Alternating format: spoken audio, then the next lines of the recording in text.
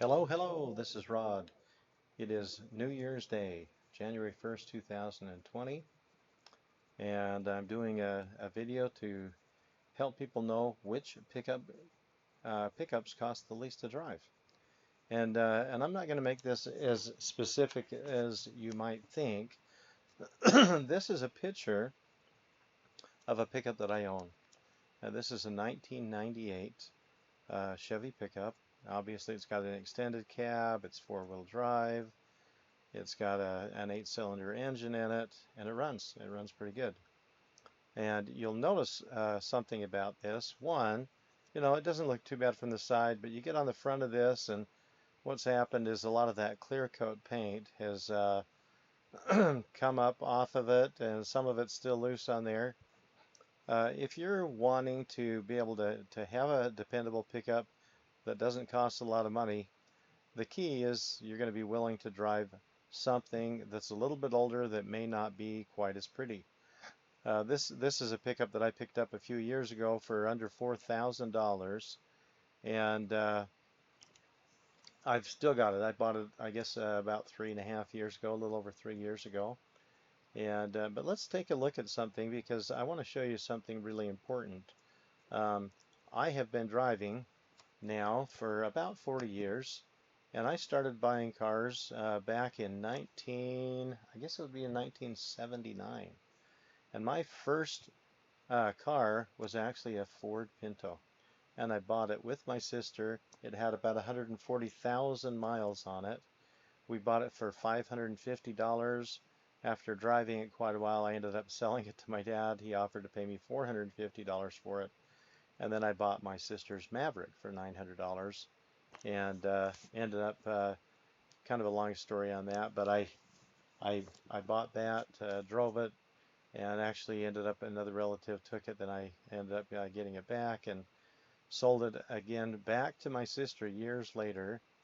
And the fact of the matter is, I've owned a few pickups. My third vehicle was a Ford Courier pickup, just a small pickup that cost me $1,200, and that was one of the few vehicles that I actually borrowed some money on and tried to build some credit. I borrowed $1,000 and I paid that back over the time of about a year. I've owned some Jeep Wagoneers, and I've owned my first. To me, it was a nice pickup that I had saved up for as a 1993 pickup that I bought right after 9/11. And I paid $5,000 cash for that. It had 192,000 miles on it. And the dealer had wanted $6,900. But I knew that not too many people were a little nervous.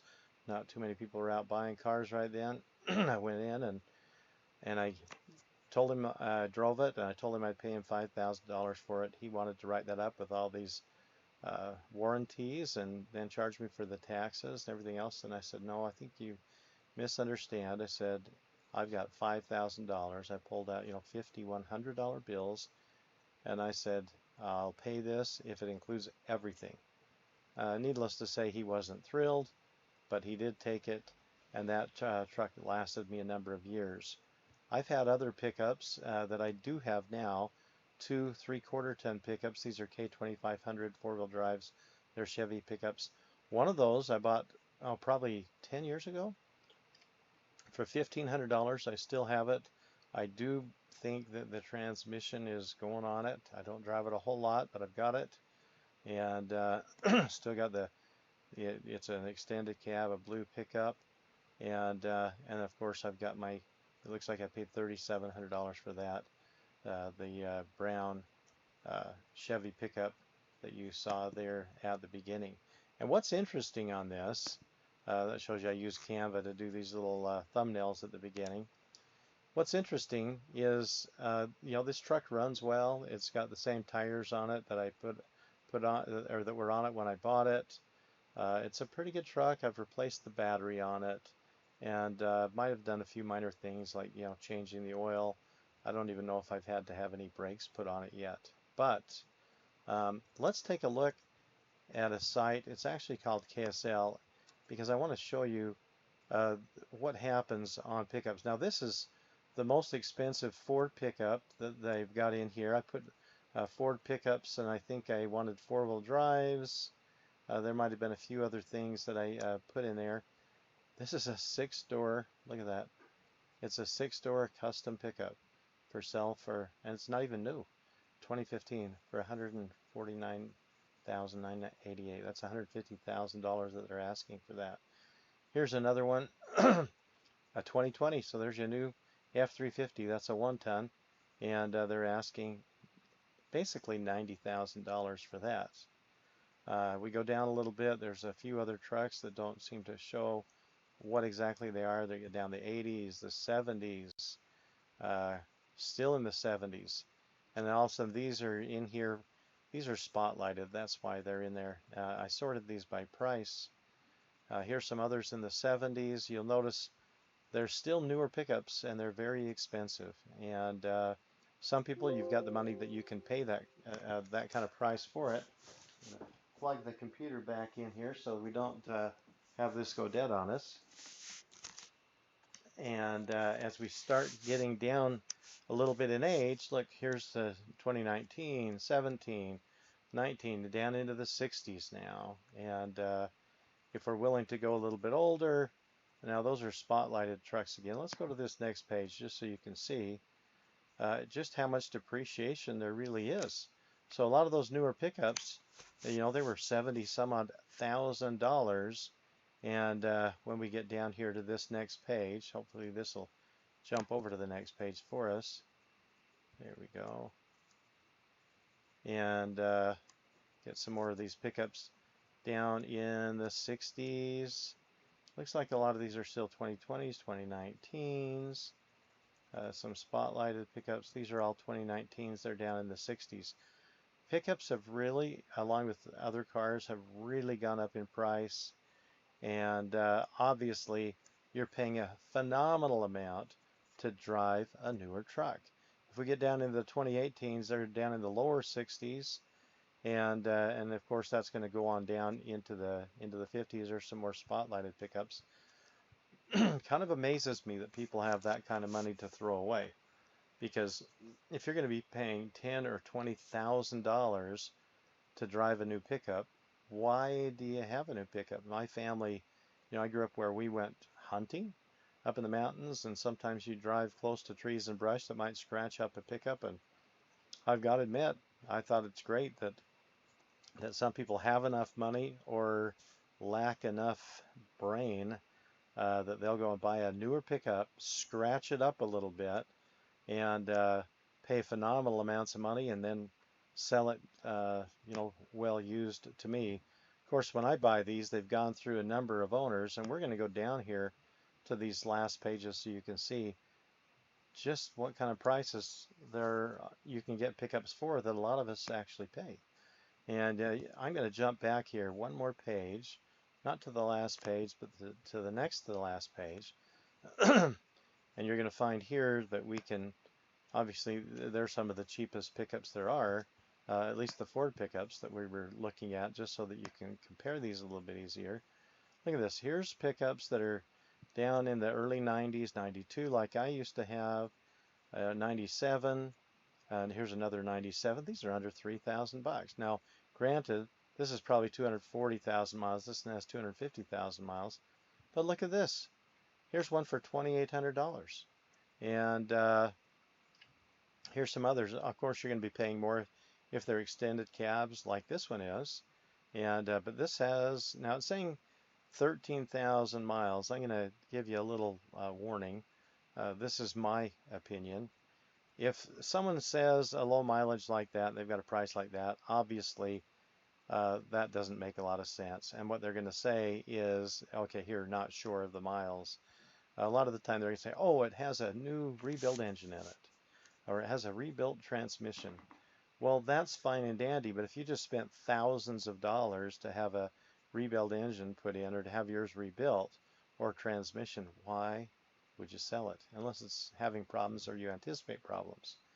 And so I really like getting things that are well used and that run good, and I don't worry so much about what they look like.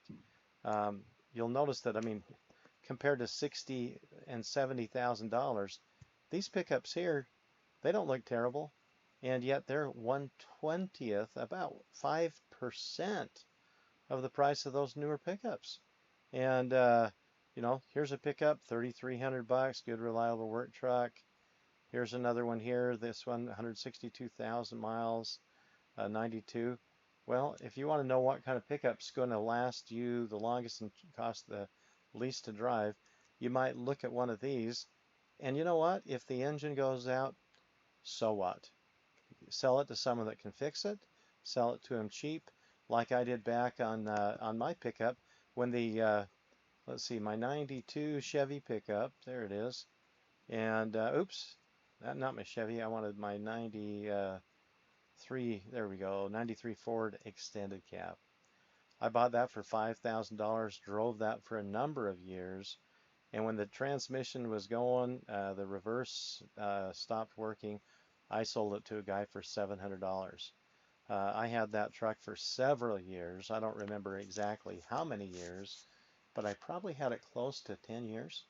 And yet I didn't have to pay for a whole lot of repairs. Sure, I bought some tires for it, paid for some brake shoes and oil changes and things, but I drove that for a little over $4,000. I bought it for $5,000 minus that's 4,300 bucks, and I drove it at least 9 years.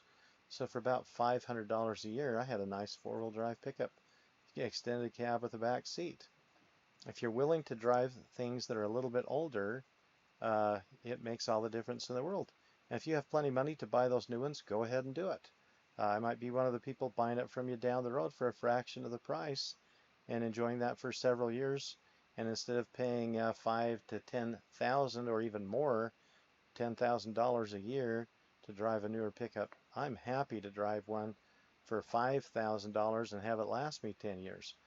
This pickup here, 3,700 bucks that I paid for it. Granted, there are sometimes some minor repairs on it, but I've been driving this now for 3 years, and the truth is, I could probably sell it right now for around $3,000. And there, I wouldn't have paid much at all to drive that. So, you have a wonderful day. Recognize that there are ways that you can drive these pickups for a lot less. You've just got to be willing to take things well used. And if a pickup goes out on me, if an engine or a transmission go out, or let's say some of the expensive four-wheel drive stuff, I'll just sell it cheap to somebody that knows how to fix it, and he'll be able to fix that and make a couple $1,000 on it, and I'll just buy another one that's already running and running well. And but which pickups cost the least to drive? Undoubtedly, older pickups with some mileage on them that may have a few blemishes, we'll say. Those are the pickups that are going to cost you the least to drive. That way you can use your money for other things, unless you make a lot of money or lack a lot of brains. You can drive those newer trucks, and I will continue to buy the older ones. This is Rod. Live within your means. Have a wonderful day.